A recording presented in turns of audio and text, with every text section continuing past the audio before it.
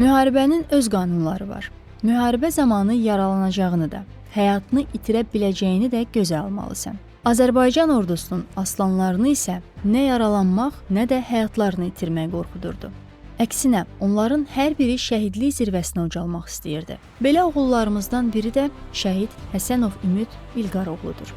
Ümid 2001-ci il iyul ayının 14-də Quba rayonu İsnov Qışlaq kəndində anadan olmuşdur. Orta təhsilini İsnov Qışlaq kənd orta məktəbində alan Ümid təhsilini bitirdikdən sonra hərbi xidmətə yollanır.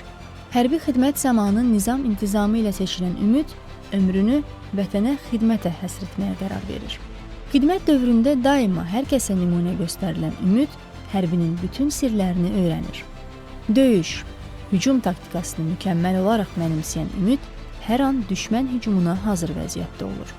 2022-ci il sentyabrın 12-si gecə və 13-ü səhər saatlarında Ermənistan Silahlı Qüvvələri tərəfindən Azərbaycan-Ermənistan dövlət sərhədinin Daşkəsən, Kəlbəcər, Laçın və Zəngilan istiqamətlərində geniş miqyaslı təxribat törədilir. Təxribat nəticəsində Azərbaycan-Ermənistan sərhədində sərhəd toqquşması baş verir.